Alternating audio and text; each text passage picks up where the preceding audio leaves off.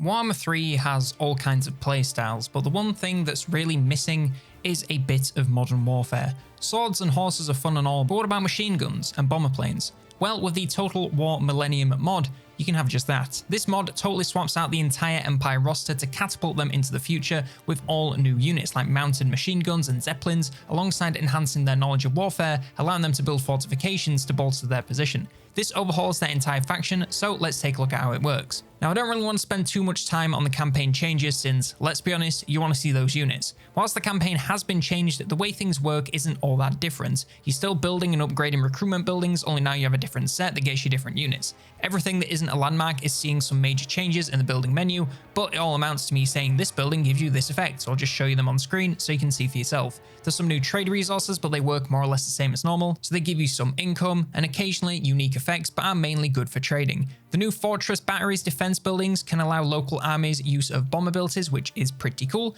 The civil infrastructure buildings provide some great options for economy-focused provinces, and I honestly wish we had something like this in the base game, since you run out of non-military buildings pretty quick. And economy has been expanded and split up to go better with the new tech tree.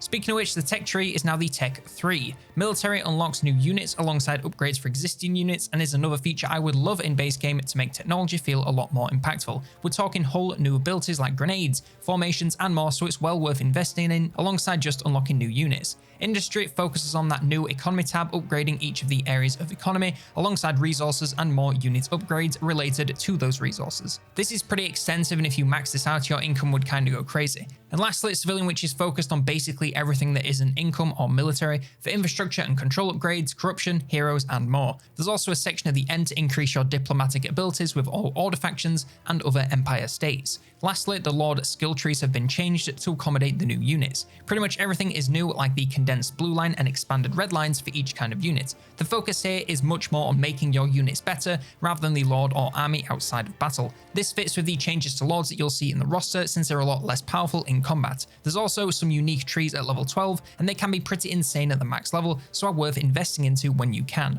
All in all, it's good changes that make the campaign feel a little newer to go with these shiny new units. Also, all Empire factions make use of these new units and new building mechanics, so get ready for a lot of gunpowder if you end up with any infighting.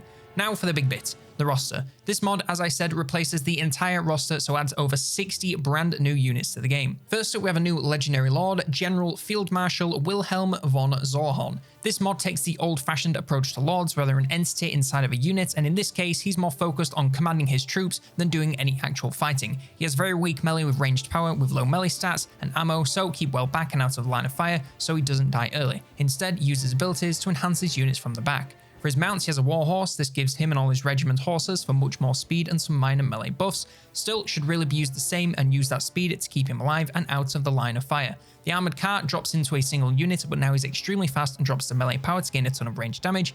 It's not the most range in the game, but those volleys tear through most things you aim them at, so now use him to get onto the flanks and fire into the sides of enemies for huge damage. Still, keep him safe, as if he gets pinned down, he'll die fast. And the Command Zeppelin. He keeps the huge firepower but drops some speed and armor to become flying and gain even more ammo. Bit of a lateral move, since he's now a huge target, so has to play a lot safer again, but it does come with the gunship ability, which requires him to get in close, but the damage output can be truly insane. We also have all of our existing lords of the Empire. All of them, both legendary and generic, have been turned into normal units, just like Wilhelm, so I won't rehash anything there. They do keep their existing abilities and spells, however, so Balf can still rain magic onto the battlefield, which isn't jarring at all. Karl has a warhorse and an armored car. Balthazar can get a warhorse, a heavy tank, which is a little weaker than the heavy tank unit we'll come to later, and a transport helicopter, which is the same as the transport helicopter unit we'll come to later, but drops battle wizards instead. Marcus Wolfhart can use a warhorse and an armored car. The same for Volkmar the Grim. Elspeth von Draken can use a warhorse. The General of the Empire can use a warhorse, an armored car, or a command Zeppelin. The Master Engineers can use the Warhorse or the Mechanical Steed, which are a little slower but gain much more armor and come with some nice improvements to range damage, and the Medium Tank with armor piercing high explosive, a little weaker than the Medium Tank, which we'll come to later. The Huntsman Generals can use the Warhorse or the Armored Car, and the same for the Arch Lectors. We have a new legendary hero, the Red Baron. This is a powerful single-entity air superiority fighter, and he spawns in 3 biplane wingmates as soon as the battle starts, and these are more or less the same, or even just a little worse in melee, not that you should ever do that. Honestly, this and all the other planes are a little bit jank, so can end up looking really cool, but not achieving all that much. They work best at the back like flying gunners with high speed, allowing them to get on the occasional flank. They can get in close and use their abilities to deal high damage, but it's a little bit jank and they can die very, very quickly if they get stuck or stand still because, you know, they're a giant flying target. So don't let them get caught in one place, as it's pretty easy for them to take it out. All the generic heroes have been changed just like the lords and are a little stronger from a range and a little weaker in melee. They're all more or less the same, so in the interest of brevity, I won't talk about each one in much depth. The Empire Captain can use a warhorse, the Engineer can use a warhorse or a mechanical steed, we have the Witch Hunters, and the Warrior Priests can use a warhorse. Now into the real units. First up, we have the Imperial Trench Raiders. Speaking of which, every single unit has Imperial in its name somewhere, so I'm just going to glaze over that in the interest of not repeating that same word a gorillion times. So, melee stats are about on par with greatswords, but have a lot less armor-piercing damage. They also come with some powerful ranged explosives that makes them great for using into clumps of enemies. Their demolition charges are best used against enemy fortifications to clear a path forward rather than for damage. Honestly, these are more of a utility unit than anything, being great for making a hole in enemy defenses rather than pure combat. They'll do okay versus low armor, but against anything with damage of its own, it'll give them a lot of trouble. For the Vanguards, they have much more armor and defense, but less attack and the same damage, so not much better melee as far as damage is concerned. They do swap the explosives for shotguns, and this makes them a lot more viable from a range, especially with their huge shields protecting them from enemy ranged fire. However, this short range does make them a little bit easy to catch out in melee, so if you're hoping to use them for ranged damage the entire time, you might struggle. See these as more of a front line there to hold enemies back from your proper ranged troops, and they will do great. For the ranged infantry, we have the Militia Infantry.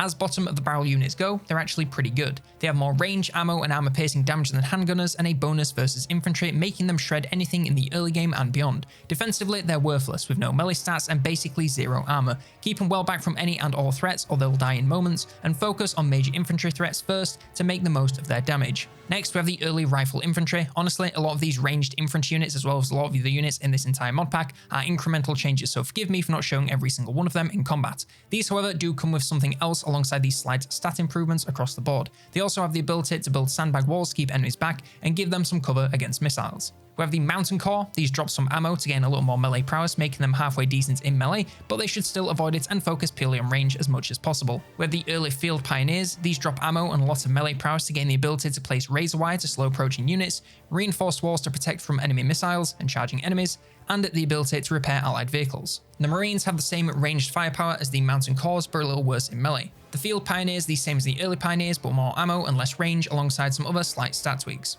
The Sniper Squad drop a bunch of stats from Marines, including a small amount of missile strength to gain nearly double the range. They can now fire from most of the map away, provided they have a clear line of sight. The 13mm anti-tank rifle detachment have a little less range than the Sniper, but their damage has a bonus versus large and infantry, alongside having shield breaker. This makes them great versus larger threats, both for dealing damage and softening them up for more. Rifle infantry coming from the early infantry, they have very slight stat improvements to armor, leadership, defense, and charge bonus, but the range damage is the same. Colonial troops have slight melee improvements over rifle infantry. Flamethrowers are pretty similar to warp fire throws from the Skaven, but with a bonus versus infantry and a little more missile strength. Still excellent versus lots of infantry, especially with lower armor, where their damage will literally melt their targets. Still worthless in melee, but that's kind of obvious. Their short range makes them quite risky, but if you can get some clean shots off on the flanks, they'll do great. Just look out for friendly fire. Fortress Pioneers have the same stats as the Imperial Field Pioneers, but they have 4 new abilities. Trenchline allows you to build a trench occupied by ranged units for a defensible location. The MG Bunker also shoots by itself, so works as a great self-defending placement. The Field Gun emplacement allows them to create an artillery position for added fire support, and the Heavy Mortar emplacement does the same, but for a larger mortar.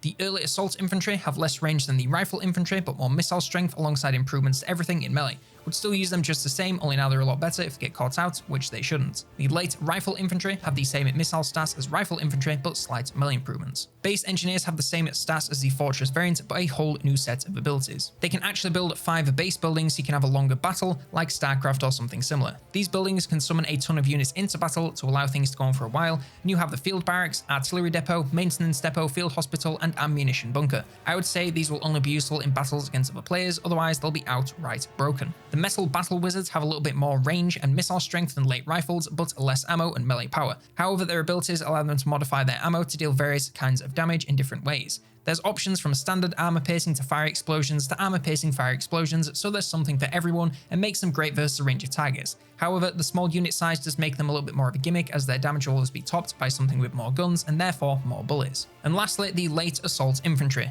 A lot of stats moved up or down, but the overall change is more missile damage from a shorter range, whilst being about the same in melee. We also have a couple of cavalry units. The Imperial Dragooners are a lot like Outriders but with less range and more missile strength. They're okay in melee but really should stick to charging to keep them safe and be left on fire at will for some value between charges. Imperial Cuirassiers, I can't say that word, drop the range power to become a lot stronger in melee, much tougher and better suited to sustained combat, so are great for flanking into enemy missiles with their high non-armor piercing damage. Coming to the trucks, we first of all have the medic truck, basically worthless in actual combat but can move extremely fast and heal nearby units, so should do this as often as possible to keep its allies healthy. The supply truck does the exact same thing but now replenishes ammo, so do the same thing but keep allies stocked up on ammo. The early motorized infantry is still useless in combat but now has a lot more health and can spit out some Imperial rifle infantry once it gets where it's going. Useful for getting off a flank but it's really just a school bus to get them there. We also have the armoured battle truck, which drops a little speed and health from motor infantry but gains a lot more damage and charge bonus, plus a huge amount of ranged power from the mounted machine gun that's armour piercing, anti-infantry and large and suppressing. Use that high speed to get it on the flanks and rain death with that MG for huge value against basically anything. The late motorised infantry is the same as the early, just now spits out late rifle infantry. And lastly, the armoured gun truck, a little slower than the regular truck, but much more range and ammo. Now some machine guns on the sides and a main gun to deal huge damage to everything nearby, get it on the flanks and make sure those sides can fire for massive value. Coming to the artillery, we have the 13mm heavy machine gun. It has the same ranged power as the battle truck, but it obviously is a lot less mobile and armoured. It wants to be used as a stationary gun emplacement, so set it and forget it. As long as it doesn't get pulled into melee, it should be fine. It can also pack up and be moved by horses to make it a little bit more manoeuvrable, but still it's hardly a speed demon. The 792 early light machine gun company have a little less range and damage than the heavy machine guns but are still more mobile as they can be carried by infantry. Still, they need to be set up to fire and when they do it's a similar bullet hose. You trade in a little damage for some better manoeuvrability, so it depends on what you need. The 758 trench mortars are similar to the machine guns but instead they're carrying mortars. Once set up they'll have a little less range than a standard normal Empire mortar but a lot more damage. Still great at the same job of blowing up infantry with massive armour piercing damage. The 792 late light machine gun company are the same as early but have more armour. The 10.5 howitzers have a massive amount of range but do require line of sight like a cannon. Very strong armour piercing damage, so is great versus large targets or infantry depending on the angle. Has the choice of 3 shells of explosive power, poison or smoke, which does no damage but blocks line of sight and looks pretty cinematic. The 7.7 field guns are pretty much the same as the howitzers but a ton more damage and a little more ammo, and now is the choice between high explosive or shrapnel for large and small targets. The 7.5 anti-tank guns have actually absurd range and massive damage, best suited to single targets with its lack of explosive power. It needs line of sight, so it's very difficult to shoot at anything that isn't large, so really needs targets to work. It does what it says on the tin, so shoot any tanks or tank-like things that you can find. The 150mm rocket launcher has more range but less damage and armor piercing than the Hellstorm rocket battery. Still works much the same to deal huge damage in an area. Can swap between explosive and poison gas for area damage or area damage with extra steps and a fire cloud. The 15cm howitzers, yep, it's a bigger howitzer, so more range and less damage for some unknown reason. Still, it does have more choices of ammo with the addition of incendiary, which is pretty great for area damage, especially against lower armor. Otherwise can be used much the same. The 17cm mountain mortars have more range and damage than trench mortars and is more of a traditional artillery piece. Huge damage over a huge range, what more could you ask for? 15cm field guns are similar to the howitzer, it's bigger, so more range, but less damage for some reason. Still, I think the tooltip is bugged because they do just as well if not better, so use them just the same. Lastly, the 42cm siege mortar, the biggest mortar with more range than the mountain option with a massive amount of explosive power. Deals so much damage it slows enemies' hits with the sheer force of them shaking the ground. Coming to the aircraft, we have the Imperial biplane flight. Faster but otherwise worse than the Red Baron in melee, but the same from range, so can be used pretty much the same. That is to say, they're extremely jank, so don't get your hopes up. The Imperial light helicopter is much slower than the planes and defenseless in melee, but has a lot more range and plenty of ammo alongside very high damage. It's another machine gun situation with armor piercing and bonus versus everything, so just pick the most important target you can and look out for enemy ranged or melee flyers. The damage is great, but it can go down just as fast. The Imperial bomber is a little slower than the biplane and drops most of the missile strength. However, when it gets close, it drops bombs, which do some pretty devastating damage. Still extremely jank to use, but can do decent work with a lot of micromanagement. The Imperial Scout Zeppelin works similar to the Lord, so can deal decent damage from a range, but does well when you get closer thanks to all the mounted gunners. Just a little more health and ammo alongside the aerial recon passive, giving them massive vision range, just be cautious with the large size. The Imperial Heavy Transport Helicopter has no real combat ability, so is more there to drop troops where you want them before they leave the battle for good. And they drop Imperial Air Assault Troopers. The Heavy Attack Helicopter works like an airborne rocket battery with the accuracy you would expect. It burns through ammo fast but can replenish once grounded by using an ability.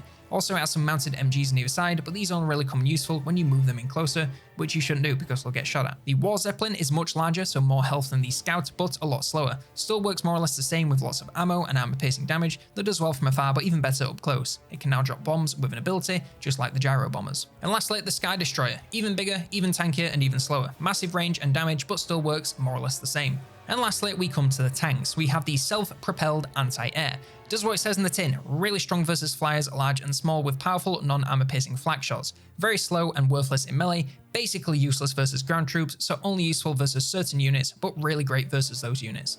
The light tank is very slow moving, but very tough tanks with mounted MGs for massive armor piercing damage we've seen on a bunch of units at this point. No good in melee, so keep it at a range. The medium tank is even slower, but now is a single, slower firing but harder hitting cannon with the option of high explosive and armor piercing. Tends to work best with armor piercing versus larger threats due to the flat firing arc, but if you have to go against infantry, then high explosive all the way. The heavy tank is even slower but even tankier, so to speak. The same options of shells, but now has a few more guns to deal more damage in more directions, but really can be used just the same. Maybe just get it a little bit closer to the action for more passive value from those mounted guns. We also have the heavy assault tank, same base unit but drops all the range stats. In reality, it drops the side cannons for heavy flamethrowers, so really get into the action for a ton of value, especially against infantry. We also have the prototype P42H1, stat improvements across the board coming from the heavy tank with slight reductions to ammo and missile strength. It's more of a traditional tank with the mounted gun and main cannon, so works best versus a bit of everything, but is best versus large targets where the main gun can really put in work. It's also extremely fast, so get it in a good firing position whenever possible to maximize output.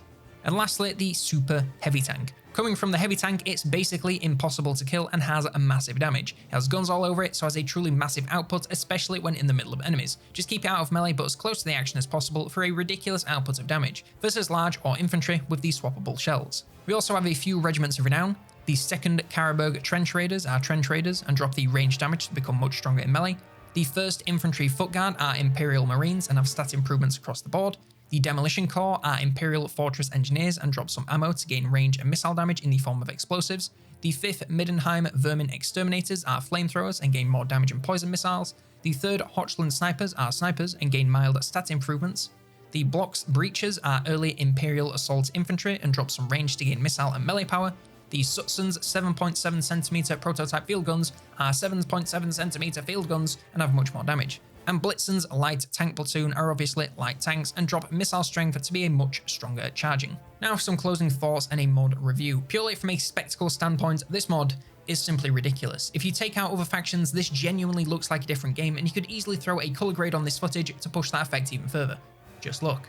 However, there's a lot of things you need to accept if you want to use this. First of all, it's another mod that I would consider to be a gimmick. This means it's fun to use for one campaign, but after that, it does wear a little thin. When you're against another Empire faction, it's okay, but against most others, it's so crazily broken overpowered that it's not even worth trying. It'd also be a great time for multiplayer if you want to have some massive battles with friends, maybe on some huge modded maps. But all in all, it's way too busted to be fun in the long run. The campaign touches were nice and honestly a little unexpected, and they do have some features I wouldn't mind seeing in the base game, like technology actually having an impact. However, they need to rein in that tech tree, because how do you have 3 pages and they all have massive scroll bars? On the unit side of things, they're mostly very functional, and honestly, it's so impressive that something like this is even possible. However, you can see some cracks in the finished product. The planes just do not work in any real way, which is a bit of a shame, but again, probably more of a problem with the engine than the mod makers. Some of the tanks can very easily get stuck on bits of the terrain, which breaks the immersion a little bit. There's nothing crazy that will ruin every single battle reliably, but there's a few sticking points that will stop it from being a perfect experience. Still, for the pure cinema of this much gunpowder and playing a faction that is truly unlike anything else in the game, this is extremely impressive and well worth trying once. But that's all I have for this Total War Millennium mod. Let me know your thoughts in the comments below, as well as any other mods you'd like me to take a look at. Like, subscribe, and if you want more Warhammer 3 mod videos, then check out this one on the Old World campaign.